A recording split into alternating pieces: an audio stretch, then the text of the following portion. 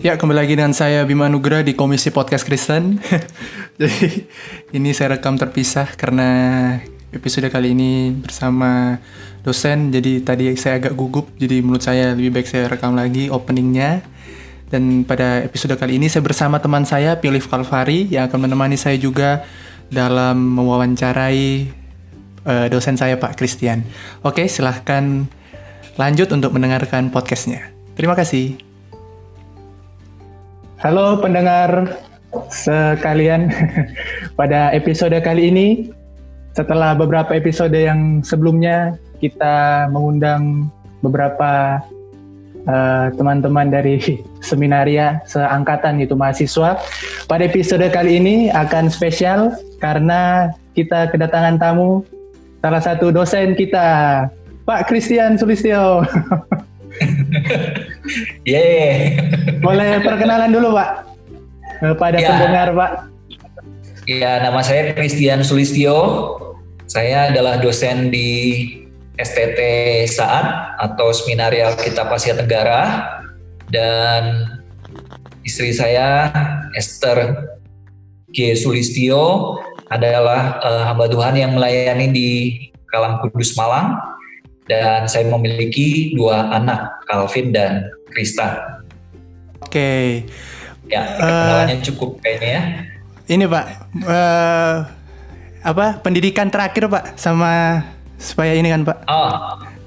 Ya, pendidikan saya terakhir, saya lulus di Trinity Theological College Singapura untuk program Doctor of Theology di sana tahun 2014. Oh, 2014, Pak. Dalam bidang sistematik teologi. Oke. Yang berkaitan dengan philosophy of religion. Ada kaitannya, ada koneksinya. Oke. S1 sama S2-nya di STT Saat ya, Pak ya? Benar ya, Pak? Betul. Oke. STT Saat. Jadi alumni Saat juga ya, Pak ya? Pernah kayak kita gini ya, Pak ya? Iya. Iya, betul. Oke, langsung aja ya Pak ya, kita masuk ke beberapa pertanyaannya Pak ya. Pertanyaan-pertanyaannya Pak. Ayo pilih pertanyaan pertama. Ya, bagaimana panggilan awal Pak Christian nih sebelum memutuskan untuk menjadi hamba Tuhan lalu masuk ke Saat, Pak? Iya. Sebelumnya pada waktu saya remaja itu tidak ada niatan atau tidak ada rencana untuk kemudian menjadi seorang hamba Tuhan dalam pengertian hamba Tuhan yang melayani di gereja, itu nggak ada. Nah, tapi satu kali di dalam keterlibatan saya di gereja, saya menjadi pengurus seksi rohani di gereja, khususnya di komisi remaja. Saya menjadi seksi rohani di sana. Saya mulai terlibat dalam pelayanan di komisi remaja. Nah, satu kali pada waktu saya berjalan dan menuju sebuah tempat, saya lupa acara apa waktu itu ya. Sepertinya mungkin persekutuan doa di sekolah saya waktu itu, saya lupa dengan jelas, dengan pasti. Tapi saya ingat sekali pada waktu momen itu saya melewati sebuah tempat keramaian, ada banyak orang di sana, dan di tempat keramaian itu, di tempat sebenarnya itu adalah tempat semacam kayak hiburan rakyat sebenarnya di sana itu ya, di Samarinda itu. Dan pada waktu saya melihat ada kerumunan orang banyak di tempat hiburan seperti itu, mencari hiburan, saya bertanya-tanya di dalam hati, apakah orang-orang ini adalah orang-orang yang sudah mengenal Kristus, apakah mereka sudah mengalami keselamatan di dalam Kristus. Dan apa yang saya lihat itu kemudian menggerakkan hati saya pada waktu itu untuk kemudian apakah kamu tidak punya kerinduan untuk mau melayani orang-orang seperti ini, untuk kemudian memberitakan kabar baik kepada orang-orang seperti ini? Dan itu akhirnya menggerakkan saya untuk kemudian akhirnya menyerahkan diri untuk menjadi seorang pelayan Tuhan penuh waktu. Jadi menjadi seorang hamba Tuhan yang melayani Tuhan sepenuh waktu. Nah, dengan panggilan seperti itu, kemudian saya memutuskan untuk masuk sekolah teologi, dan ada teman yang juga menolong saya memberikan formulir pendaftaran. Pada waktu itu formulir pendaftaran di Saat, dan memang waktu itu yang saya kenal adalah Saat karena ada banyak alumni Saat yang melayani di gereja saya di Samarinda pada waktu itu. Nah, tetapi pada waktu itu juga hamba Tuhan tempat saya melayani kemudian memberikan juga formulir yang lain, sekolah teologi yang lain. Jadi kepada saya diberikan formulirnya STT Saat, saya isi semua, dan kemudian ada juga formulir sekolah teologi yang lain, dan saya isi juga. Dua-duanya saya isi dan kirimkan, dan akhirnya dua-duanya diterima untuk diwawancarai, untuk dites gitu. Dan tesnya juga waktunya berdekatan, dan saya tes mula-mula masuk di Saat, dites, kemudian pada waktu saya melihat ke sekolah teologi yang lain, kerinduan saya untuk masuk sekolah teologi itu menghilang, atau boleh dibilang pupus begitu ya. Kayaknya saya lebih pilih Saat deh begitu ya. Oke Pak. Dibanding sekolah teologi yang lain itu, dan memang akhirnya saya diterima di Saat begitu. Jadilah saya mahasiswa Saat. Berarti dari ini ya Pak ya, dari apa? SMP atau SMA itu Pak? Yang SMA. Oh, SMA. Mungkin Ya, ada kayak apa ya Pak ya? Dulu kalau saya kayak ada yang memperkuat gitu Pak selama perjalanan dari panggilan pertama sampai akhirnya menulis formulir itu Pak. Ada gak Pak? Ya, saja ada pengalaman retreat remaja pemuda gabungan kan waktu itu dari tempat kami, retreat remaja pemuda, ada retreat seperti itu, dan retreat itu menolong juga untuk memperkuat keyakinan bahwa memang Tuhan mau panggil gitu ya, karena biasanya di akhir retreat itu ada calling, ada tantangan. Betul Pak, betul. Jadi Tuhan maupun juga untuk menerima Tuhan Yesus Kristus sebagai Tuhan gitu kan. Oke. Jadi lewat tanggapan orang tua bagaimana Pak waktu Bapak akhirnya memutuskan untuk masuk sekolah teologi? Ya, orang tua pada waktu itu merasa bahwa lebih baik kayaknya kamu kuliah dulu begitu. Dan ada juga saudara saya berkata, itu cuma emosi gitu. Oke. Emosi sempat. Itu sempat membuat saya berpikir begitu. Apa benar ini cuma emosi saya begitu ya, karena hanya dorongan hati saya sendiri begitu, bukan memang panggilan. Jadi saya menggumul itu, dan sampai akhirnya saya diyakinkan, enggak, saya tahu ini panggilan Tuhan buat saya, bukan cuma emosi sesaat begitu. Oke Pak. Nah, udah masuk nih Pak. Apakah ada Pak pada saat di seminari keluh kesah begitu Pak, kejadian yang tidak terlupakan? Bagaimana Bapak menjalani kehidupan seminari gitu Pak pada saat udah diterima di Saat Pak? Ada gak Pak? Iya.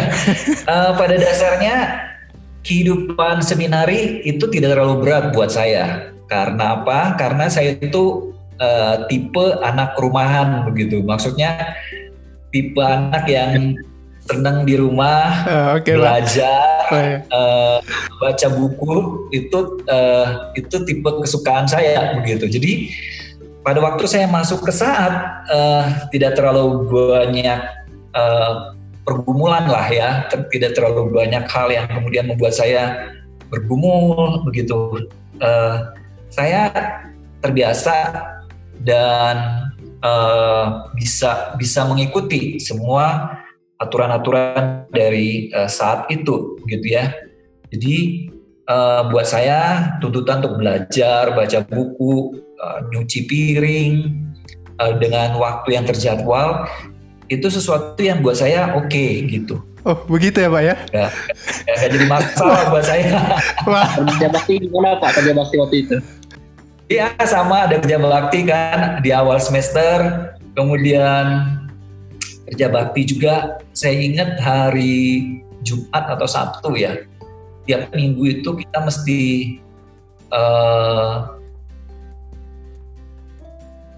bersihin aula, bersihin perpustakaan dan sebagainya. Saya lupa ya.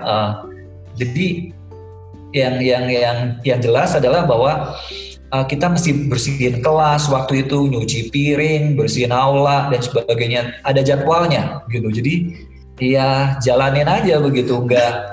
Ya kadang mengeluh juga, waduh ini kita disuruh cuci WC, bersihin aula dan sebagainya. Tapi maksudnya relatif nggak terlalu, buat saya itu nggak terlalu jadi beban gitu ya Pak ya? Sampai kemudian pikir, waduh bener gak masuk saat begitu misalnya, kayaknya enggak juga gitu. Ya jalanin aja. Wah bagus Pak ini, wah menarik sekali Pak.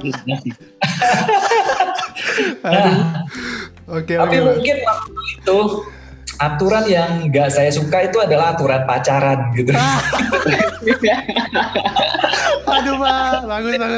Aduh lucu sekali Pak. Aduh.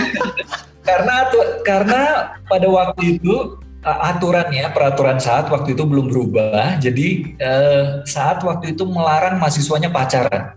Jadi harafiah dari tingkat 1 sampai tingkat 5 nggak boleh pacaran. Sama sekali. Jadi lebih berarti pada waktu itu saya tidak tahu apa alasan dosen waktu itu, tapi yang jelas itu peraturannya. Jadi saya waktu itu tingkat 3 dan istri saya sekarang Bu Esther itu tingkat 2 dan kami mulai pacaran waktu itu. Waduh. Nah cuma secara itu tidak diperbolehkan begitu ya. Tapi akhirnya kami ya cuma lebih banyak lewat surat menyurat begitu. Wah ini udah menjawab pertanyaan yang di ini Pak, yang diberikan teman-teman juga Pak. Ya ada yang di bawahnya. Aduh. Oh jadi berarti tingkat pas Pak Christian tingkat 3 ya Pak? Terus Bu Esther tingkat 2 Pak? Tingkat 3 dan Bu Esther tingkat 2. Oh iya. Surat menyurat ya Pak, ininya Pak ya? Ya model surat menyurat, dan memang ada tatap muka juga, dan tatap muka itu kalau lama-lama ditegur dosen begitu. Pertama kali saya ditegur dosen. Aduh. Oke. Ada lagi Pak yang mau diceritakan Pak, masa-masa yang indah itu Pak? Yang lain lagi yang menurut saya yang baik itu adalah kebiasaan meditasi saat teduh. Nah itu menurut saya kebiasaan yang sampai sekarang saya masih tetap lakukan begitu, dan itu membentuk saya. Itu menurut saya adalah kebiasaan yang baik. Jadi saya waktu remaja itu dulu meditasinya itu kadang nggak teratur, dan bukan hanya tidak teratur tapi juga waktunya begitu itu kadang sore malam gitu. Nah tapi di saat kan harus pagi gitu. Nah meskipun kadang meditasi sambil ngantuk-ngantuk begitu ya, jadi habis bangun cuci muka gitu ya, masih ngantuk-ngantuk sebenarnya, cuma udah waktunya meditasi. Jadi saya tetap buka Alkitab. Kadang-kadang pas waktu merenungkan Alkitab, itu bisa kok suasananya ngantuk. Dan kalian tahu kan di Malang itu dingin sekali begitu kalau pagi. Betul Pak. Jadi kadang membuat ngantuk begitu. Nah tapi meskipun ada tantangan seperti itu, terus saya kerjakan. Oh ya tetaplah kadang kalau masih suasana kan, wah buat apa meditasi kalau cuma buat ngantuk dan sebagainya begitu. Ya tapi saya tetap jalanin meskipun ada tantangan, kadang suasananya dingin, ngantuk misalnya begitu. Tapi itu saya jalanin terus. Nah itu membentuk kebiasaan buat saya ya, sampai sekarang itu kebiasaan yang nggak pernah hilang buat saya. Meditasi tiap pagi untuk baca firman Tuhan dan berdoa waktu pagi, itu yang membentuk saya. Itu yang saya rasa sebuah kebiasaan yang baik yang ditanamkan oleh Saat begitu ya. Nah, yang lain lagi yang berkesan buat saya itu adalah cuci piring begitu ya. Saya di Saat bayangkan cuci piring, saya di Saat itu 5 tahun ya, dan ambil MDiv tambah setahun lagi, jadi di Saat itu 6 tahun. Saya tuh ahli expert dalam cuci piring. 6 tahun. 6 tahun. Aduh, mantap. Cuci piring bagaimana nggak ahli? Ayo coba. S1 cuci piring, Pak. Itu berguna sekali, khususnya khususnya dalam masa-masa seperti ini, ya, yang pembantu rumah tangga itu nggak bisa datang, jadi semua kami kerjakan sendiri, termasuk cuci piring. Udah terlatih jadinya. Betul Pak, betul. Mengepel dan lain sebagainya. Waktu wisuda dulu, bagaimana perasaan Bapak saat akhirnya setelah sekian lama belajar cuci piring dengan kegiatan-kegiatan itu, akhirnya selesai juga gitu Pak di Saat? Gimana perasaan Bapak? Ya senang. Saya sudah capai STH dan waktu itu MDiv, karena waktu itu yang STH boleh ambil MDiv, setelah selesai kuliah STH boleh ambil kuliah MDiv. Jadi saya dapat STH MDiv. Wah, saya senang sekali begitu ya. Jadi ada perasaan wah saya sudah mencapai sesuatu begitu ya di masa pelayanan saya, di masa pendidikan saya.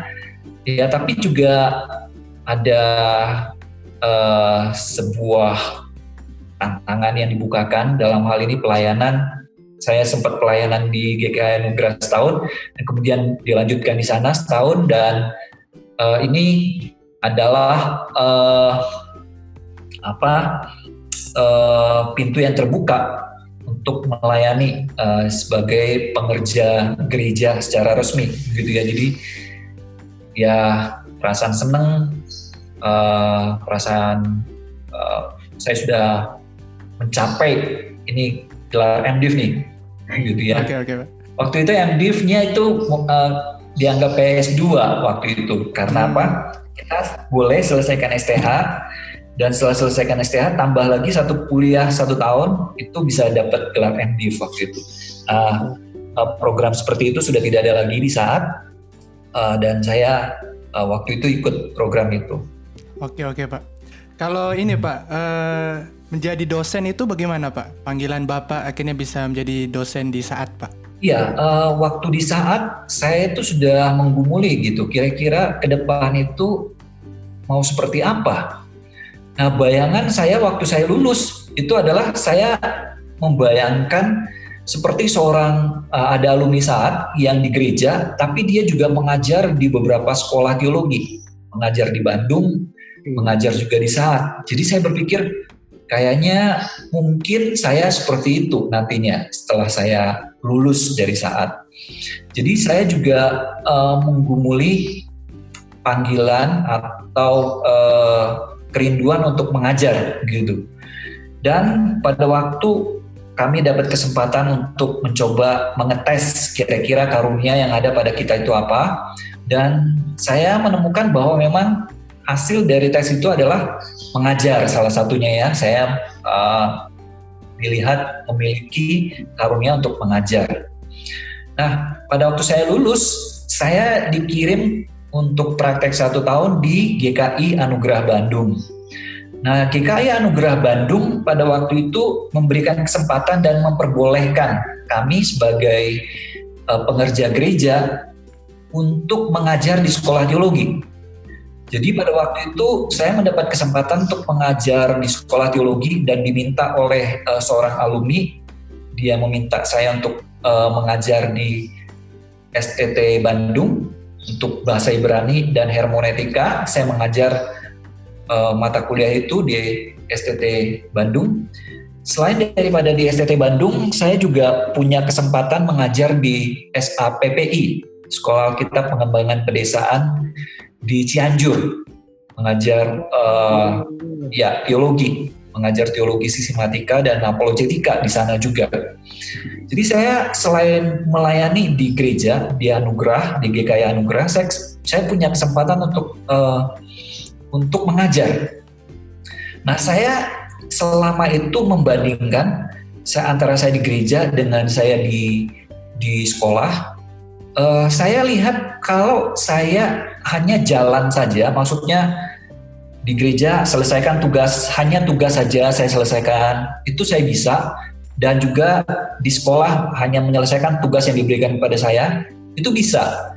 Tapi saya pikir saya bukan cuma perlu untuk kemudian menyelesaikan tugas, kewajiban yang diberikan kepada saya, tapi saya berpikir saya juga perlu untuk mengembangkan diri lebih begitu. Nah, pada waktu mengembangkan diri lebih, saya lihat saya nggak punya kemampuan, dua-duanya saya bisa begitu. Jadi antara gereja dengan sekolah teologi. Akhirnya saya berpikir saya harus pilih, dan saya pilih akhirnya ke sekolah teologi. Karena apa? Saya melihat bahwa memang Tuhan memberikan kepada saya karunia untuk mengajar, dan saya dikonfirmasi lewat mahasiswa-mahasiswa itu. Mahasiswa-mahasiswa itu melihat bahwa mereka mendapatkan berkat dari apa yang saya ajarkan gitu. Jadi itu mengkonfirmasi saya bahwa memang akhirnya saya memang lebih terpanggil untuk mengajar. Akhirnya saya keluar dari GKI Anugerah Bandung, memutuskan untuk keluar dari GKI Anugerah Bandung, dan kemudian masuk ke Saat gitu. Nah, waktu itu ada sebuah sekolah teologi juga yang sempat meminta, tapi tidak ada follow up, tapi ada dari Saat yang kemudian menawarkan, dan saya akhirnya terima untuk melayani kembali sebagai dosen di Saat. Menarik sekali Pak ini Pak. Ya. Jadi memang kalau saya melihat kembali ke belakang itu tidak langsung jelas begitu ya. Saya mengajar karena saya waktu itu melihat bahwa saya punya karunia untuk mengajar, tapi saya melihat bahwa itu harus memiliki basis di gereja. Jadi saya di gereja sambil mengajar. Tapi setelah sekian lama pelayanan, saya merasa bahwa kalau mau berkembang lebih, kayaknya lebih baik fokus satu, begitu. Dalam hal ini saya pilih ke sekolah teologi. Ya, selama Bapak menjadi dosen di seminari, Pak, apakah ada pengalaman suka dan dukanya, dan ada momen-momen yang tidak terlupakan selama mengajar? Iya, ada momen-momen yang menyukakan. Itu adalah ketika melihat mahasiswa-mahasiswa yang kita dulu ajar, yang dulu kita berikan kuliah, kemudian bisa mengembangkan karunia yang Tuhan berikan kepada mereka dengan maksimal begitu, menjadi seorang pelayan Tuhan yang baik di bidang mereka masing-masing. Ada yang jadi hamba Tuhan, menjadi pendeta, ada yang menjadi menjadi dosen, dan mengembangkan apa yang mereka miliki. Itu membuat kami, khususnya saya, bersuka cita begitu ya, bahwa apa yang kemudian kita berikan, apa yang kemudian kita ajarkan itu tidak sia-sia, tetapi boleh dikembangkan oleh mahasiswa-mahasiswa itu dengan baik, sampai akhirnya mereka menjadi hamba Tuhan yang baik, sebagai dosen, sebagai hamba Tuhan di gereja, dan lihat mereka mengembangkan karunia yang ada pada mereka dengan baik. Itu membuat hati bersuka cita gitu ya. Dan selain itu saya pikir melayani Tuhan sesuai dengan karunia yang Tuhan kepada kita, khususnya kepada saya, itu adalah sebuah sukacita buat saya gitu ya. Jadi membuat saya bersuka cita pada waktu saya boleh melayani sesuai dengan apa yang Tuhan berikan buat saya. Dalam hal ini mengajar. Saya termasuk yang senang belajar, membaca buku, berinteraksi dengan orang-orang lain untuk bertukar pikiran, berdiskusi. Itu sesuatu yang menyenangkan buat saya. Jadi pengalaman mengajar itu sesuatu yang menyenangkan begitu ya buat saya. Oke Pak, ini ada pertanyaan-pertanyaan Pak dari sosial media Pak, dari Instagram. Saya buka forum tanya jawab begitu Pak. Ini Pertanyaan pertama, Pak. Ah, Kenapa mengajar mahasiswa kok bisa sistematis dan bertahap, Pak? Kok keren gitu, Pak? Ini dari Ko Abel, Pak. Ya, Masta 2014. Kenapa ya, Pak? ya itu mungkin kebiasaan kali ya. Kebiasaan maksudnya kebiasaan untuk berpikir itu secara sistematis begitu ya. Berpikir itu secara dengan alur yang jelas begitu, dengan penawaran yang jelas. Jadi itu mungkin kebiasaan begitu ya. Jadi karena sudah terbiasa seperti itu, makanya menjadi senang untuk kemudian mengajar itu dan kemudian memberikan pelajaran itu secara sistematis begitu. Oke, Pak. Yang kedua, Pak, kenapa kelihatannya suka bidang apologetik, Pak? Tidak tertarik ke bidang biblika begitu, Pak? Iya, mungkin itu berkaitan dengan pergumulan pribadi ya. Karena pada waktu saya remaja di gereja itu kita terbiasa mendengar khotbah-khotbah yang sifatnya moralistik gitu. Jadi kalau menjadi remaja Kristen yang baik itu jangan mencuri, bukan jangan mencuri ya, jangan menyontek begitu kan. Kalau remaja itu begitu, jangan menyontek. Dan pada waktu kami dulu, zamannya saya, jangan pergi ke klub begitu kan ya, diskotik. Kemudian jangan pacaran yang macam-macam gitu. Dan saya merasa bahwa saya tidak lakukan hal-hal seperti itu semua.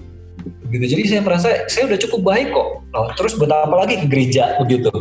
Karena ke gereja dipahami hanya sekedar moralistik begitu, membuat orang menjadi dan memiliki moralitas yang baik. Nah, tapi pada waktu kemudian saya membaca majalah Momentum dari Lembaga Reform waktu itu, saya menemukan pengajaran-pengajaran teologi dan doktrin begitu. Wah, itu membuat saya senang sekali karena saya melihat bahwa kekristenan bukan cuma sekedar moral, masalah moralitas, tapi ada juga pengajaran begitu ya. Ada pengajaran-pengajaran yang bersifat teologis, pemahaman tentang Allah, manusia dan sebagainya. Itu membuat saya senang begitu membaca hal-hal seperti itu. Nah, pada waktu itu juga ya tentu saja karena sekolah saya adalah sekolah negeri, maka teman-teman saya yang kebanyakan non-Kristen ya mereka memiliki pertanyaan-pertanyaan berkaitan dengan iman Kristen yang kadang-kadang saya tidak tahu bagaimana kemudian memberikan jawabannya ya. Nah, hal-hal seperti itu memberikan dorongan begitu ya.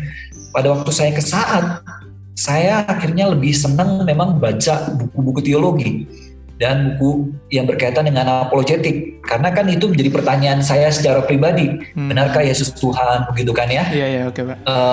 Keberadaan Allah dan sebagainya itu menjadi sebuah pertanyaan pribadi. Dan pada waktu baca buku-buku apologetika, waktu itu bukunya Josh McDowell, bukunya Francis Schaeffer, itu buku-buku yang menyenangkan karena dia juga menjawab pertanyaan saya secara pribadi begitu. Jadi menurut saya makanya mahasiswa itu nggak apa-apa kalian memiliki pertanyaan-pertanyaan dan gumulkan, cari buku-buku untuk kemudian bisa menjawab itu. Buku-buku yang baik tentu saja ya. Saya menemukan buku yang baik itu dan itu menjawab dan itu menyenangkan sekali buat saya. Seperti orang kehausan minum air begitu ya. Itu sesuatu yang menyenangkan buat saya. Akhirnya mendorong saya memang fokus kepada teologi, belajar di dalam teologi, menyenangi teologi. Nah, sebenarnya minat secara khusus ke apologetika itu belakangan pada waktu saya bikin disertasi di Singapura itu. Nah, pada waktu saya bikin disertasi di Singapura, saya menemukan ada orang-orang yang kemudian meninggalkan iman Kristen. Dan saya juga menyaksikan video-video tayangan dari William Lane Craig tentang kegunaan apologetika, pentingnya apologetika. Nah, video-video itu menyadarkan saya bahwa ini apologetika sesuatu yang penting nih buat kekristenan begitu. Sesuatu yang penting buat orang-orang Kristen sendiri gitu. Jadi itulah sebabnya saya kemudian merasa bahwa apologetika di Indonesia itu perlu dikembangkan begitu. Jadi itu yang mendorong saya akhirnya kemudian belakangan ini lebih fokus memang ke apologetika. Jadi ini ya Pak ya, presuposisi orang mempengaruhi ya Pak bagaimana dia belajar ya Pak? Lebih tepatnya mungkin pengalaman eksistensial ya. Maksudnya pengalaman itu Pak. Dalam pengertian seperti ini bahwa pergumulan orang itu secara pribadi begitu ya. Jadi mungkin kalau orang itu pergumulannya secara pribadi lebih banyak dia pelayanan ke anak, dia lihat kebutuhan anak-anak, itu akhirnya membentuk semangat dia, membentuk kerinduan dia akhirnya untuk boleh melayani anak begitu. Betul Pak. Oke. Wah. Menarik sekali Pak. Ya, tapi tentu saja itu kan tetap di bawah otoritas Alkitab kan ya. Ya, betul Pak. Oke. Nah, tadi memang sudah disinggung sedikit tuh Pak tentang relasi spesial Bapak waktu masih di seminari. Ya. Nah, ada momen-momen tertentu yang mungkin tidak terlupakan atau sesuatu yang lucu yang sehingga sampai sekarang tuh masih sering Bapak bicarakan dengan Ibu. Ya. Saya itu orangnya introvert begitu ya, lebih senang di kamar baca buku. Jadi kalau ada waktu luang antara makan malam dengan chapel ibadah ada 15 menit, pakainya buat apa? Baca buku gitu. Jadi senangnya baca buku di dalam kamar begitu. Dan saya melihat Wester itu dia lebih bisa memimpin gitu ya, memimpin pujian waktu itu. Jadi saya melihat saya senang dengan tipe yang seperti ini begitu ya. Oke Pak, betul. Jadi mulailah kami pacaran meskipun secara aturan saat waktu itu tidak diperbolehkan begitu ya. Jadi kami berpacaran ya tentu saja dengan tanpa persetujuan dosen waktu itu. Kalau sekarang kan udah boleh tuh ya. Iya Pak, udah boleh Pak. Makanya kita ini Pak udah naik tingkat 2 kan Pak. Mungkin ada wejangan dari Pak Christian.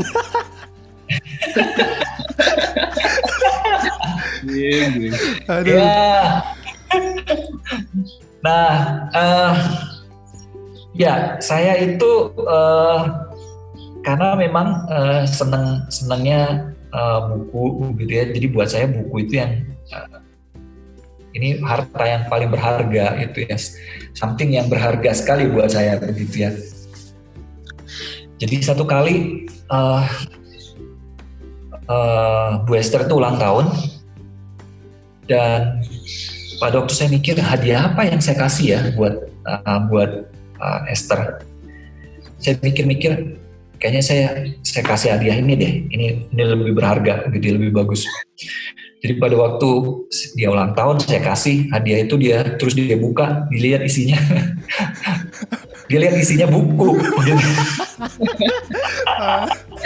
Wah, lucu Pak, menarik sekali Pak. Waduh. Punya tentang kesenian lagi, buku tentang kesenian karena dia waktu itu jadi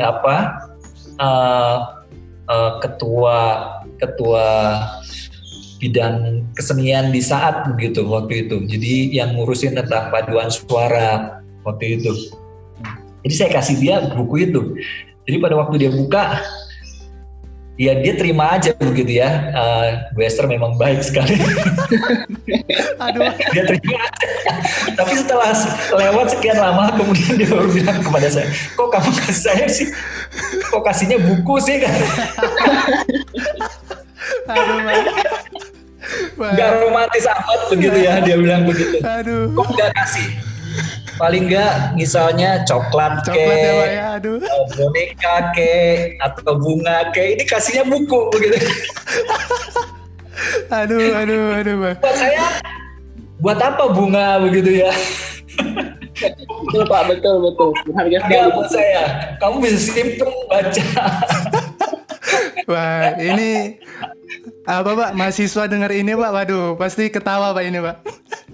Istri saya bilang sama saya, ini mah romantis banget ini katanya. Resiko pacaran sama teolog, saudara. Aduh, betul Pak. Tapi puji Tuhan sampai Pacarannya sama teolog yang senangnya buku. Tapi puji Tuhan sampai ini ya Pak, pernikahan ya Pak ya. Ya, iya, betul. Aduh, bagus Pak. Terima kasih Pak sudah sharing Pak. Wah, luar biasa sekali Pak. Ya, maklum lah. Perspektifnya waktu itu. Makanya Pak di kelas Pak sering ini ya Pak ya, pakai perumpamaan tentang cinta ya Pak ya. Kalau di kelas filsafat Pak. Iya. Saya udah ini Pak, dari dulu wah, Pak Christian ini kelihatannya sangat dekat ini sama istrinya Pak ya. Puji Tuhan Pak. Ya, iya. Oke Pak. Ini Pak, lanjut ke pertanyaan selanjutnya ya Pak ya. Ya, Apa Bapak akan mendorong setidaknya beberapa mahasiswa untuk menjadi dosen juga Pak? ya. Karena menurut saya tiap kita itu punya panggilan masing-masing ya. Dari paling nggak dari pengalaman saya, apa yang saya alami gitu ya. Bahwa tiap mahasiswa itu punya panggilannya masing-masing. Ada yang memang untuk mengajar, ada yang, dan di dalam Alkitab kan juga ada yang seperti itu, ada yang mengembalakan, ada yang mengajar, ada yang menginjili. Tiap-tiap mahasiswa sesuai dengan panggilannya, kembangkan itu sesuai dengan panggilan yang Tuhan berikan dan karunia yang Tuhan berikan buat kita. Jadi kalau ada yang sebagai dosen, saya akan mendorong sekali supaya mereka untuk mengembangkan diri mereka ke arah sana. Belajar baik-baik, persiapkan diri baik-baik, jaga diri baik-baik, dan pada waktunya melayani Tuhan sebagai dosen. Gitu. Ya Bapak pernah bilang juga ya Pak ya di kelas filsafat bahwa penting juga Pak panggilan untuk mengajar di sekolah teologi ya Pak, jangan. Betul. Itu ya baik di sekolah teologi maupun di sekolah-sekolah yang lain, karena menurut saya ini sebuah panggilan yang kadang dilupakan oleh alumni-alumni saat ya. Banyak mahasiswa saat itu yang saya tidak mengatakan bahwa nggak perlu ke gereja, bukan itu poin saya, tapi maksudnya kalau ada yang kemudian punya karunia untuk mengajar, pakai itu untuk mengajar, memberikan pengaruh terhadap mahasiswa-mahasiswa baik di sekolah teologi maupun juga di kampus-kampus begitu, menanamkan Christian worldview, karena mereka ini akan menjadi leader nantinya. Dan itu kita agak kurang begitu, orang-orang yang melayani di kampus-kampus baik di sekolah teologi maupun di kampus yang lain, non teologi maksudnya. Oke Pak. Philip, ayo tanya Lip, nomor 6 Lip. Ini Pak, jadi kalau misalnya ketemu mahasiswa kan mahasiswa sebenarnya itu beragam gitu orangnya Pak. Yang suka belajar, ada yang mungkin agak kurang suka belajar dan lain-lain gitu. Pernah nggak Bapak ketemu mahasiswa yang bikin greget gitu Pak? Nah kalau yang bikin greget ini gimana tanggapan Bapak untuk mahasiswa sendiri? Saya percaya tiap mahasiswa yang hanya sampai dalam taraf bikin greget itu dalam pembentukan Tuhan begitu. Saya percaya seperti itu, sehingga kemudian saya mendapat bagian untuk kemudian terlibat di dalam proses dia selama sebagai mahasiswa menjalani panggilan untuk dibentuk. Dan dalam proses seperti itu tentu saja lewat interaksi ditegur, diperingatkan dan sebagainya begitu kan, karena itu bagian dari proses pembentukan gitu ya. Jadi ya biasanya yang saya kerjakan ya langsung memberikan nasihat, memberikan teguran dan sebagainya. Itu tentu saja sebagai proses kan ya. Jadi baik saya maupun mahasiswa teologi itu semua dalam proses pembentukan seperti yang Tuhan mau kan ya. Jadi saya mendapat bagian dalam proses itu, saya kerjakan bagian saya sebagai pembimbing, sebagai dosen, sebagai apapun itu, sebagai mentor dan sebagainya, ya saya kerjakan bagian saya, memberikan teguran, nasihat, masukan dan sebagainya. Oke Pak, ini udah nggak terasa Pak, udah mau sejam Pak. Jadi kita akan tutup dengan pertanyaan terakhir nih Pak ya. Ya, ya. Apa pesan yang mau Bapak bagikan nih Pak kepada mereka yang mau masuk seminari dan kepada kami para mahasiswa seminari Pak? Ya, kepada calon seminarian, gumuli panggilan kalian dengan baik, mengerti kenapa saya masuk sekolah teologi dan melayani Tuhan secara full time gitu ya. Karena panggilan itu sangat penting sekali. Kenapa? Karena di dalam kita sekolah teologi dan menjadi hamba Tuhan, kalau cuma sekedar keinginan diri sendiri, itu kadang tidak cukup kuat untuk memberikan topangan buat kita pada waktu kita mengalami kesulitan, baik di sekolah ya, maupun juga dalam menjalani panggilan sebagai hamba Tuhan. Kadang kita pada waktu mengalami kesulitan, tantangan di dalam pelayanan dan sebagainya, yang mengingatkan kita kembali, kenapa saya kok mau mengerjakan hal ini? Kenapa saya melayani di gereja? Kenapa saya masuk sekolah teologi? Itu kembalinya itu adalah panggilan, bicara tentang panggilan. Panggilan itu yang kemudian mengingatkan kita kenapa saya masuk sekolah teologi dan mau menyerahkan diri dan mengalami kesulitan-kesulitan seperti ini.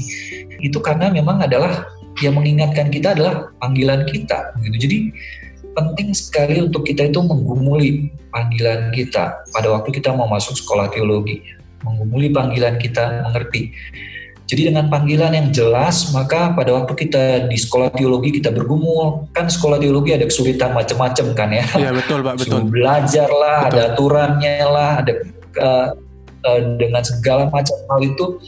Kalau kita nggak ngerti kenapa saya ada di sini dan nggak tahu buat apa saya kesini, itu akan kemudian dengan gampang kita akan meninggalkan sekolah teologi. Tapi buat kita mengerti kenapa saya ada di sini, saya tahu Tuhan panggil saya untuk boleh melayani Tuhan, dan kita bisa hadapi itu kesulitan-kesulitan itu karena kita tahu kenapa kita sekolah teologi gitu.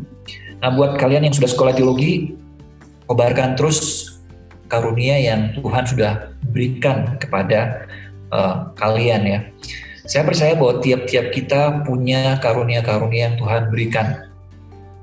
Kita perlu mengembangkan karunia yang Tuhan berikan kepada kita itu dengan sebaik-baiknya, sesuai dengan apa yang Tuhan mau buat kita gitu. Jadi prinsipnya adalah kalau buat mahasiswa saya selalu mengatakan do your best gitu ya. Kamu tidak perlu membandingkan diri dengan orang lain. Kamu tidak perlu melihat kepada orang lain seperti apa, saya mau seperti dia. Nggak perlu gitu. Apalagi membandingkan diri dengan teman dan sebagainya. Karena apa? Karena setiap kita punya karunia yang Tuhan berikan masing-masing, kesempatan yang Tuhan berikan kepada tiap kita yang masing-masing yang unik begitu. Yang berbeda satu dengan yang lain. Itu cara Tuhan membentuk kita masing-masing. Cara Tuhan membentuk kita dengan unik. Tiap kita masing-masing Tuhan sudah berikan karunia dan kesempatan yang berbeda, dan tiap kita masing-masing perlu mengembangkannya dengan maksimal sesuai dengan panggilan dan kesempatan yang Tuhan beri buat kita. Ya, itu aja. Oke Pak, wah luar biasa sekali Pak. Terima kasih. Saya juga banyak belajar Pak. Dari Pak Christian. Aduh, terima kasih Pak atas. Termasuk dari hadiah itu kan ya, hadiah buku itu kan ya.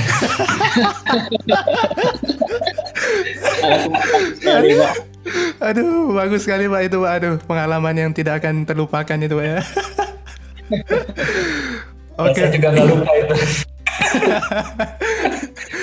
Waktu itulah istri saya menyadari bahwa saya ternyata nggak romantis begitu. Waktu itu pacar saya. Aduh, nggak apa-apa Pak, nggak apa-apa. Ini pengalamannya Pak ya, aduh, puji Tuhan Pak. Terima kasih ya Pak sekali lagi atas sharingnya Pak, atas waktu yang telah diberikan Pak. Kiranya Tuhan memberkati sama-sama Pak Christian terus dalam pelayanan Pak. Sama-sama buat kalian juga ya, Tuhan berkati. Oke, ya terima kasih. Kita akhiri ya Pak ya berarti Pak podcast ini. Oke, terima kasih Pak Christian. Saya stop nih recordnya Pak. Ya. Demikian podcast saya bersama Pak Christian. Kami bisa memberkati teman-teman yang sedang menggumulkan panggilan dalam masuk ke seminari. Kiranya podcast ini bisa memberkati teman-teman untuk kemuliaan nama Tuhan. Terima kasih. God bless you.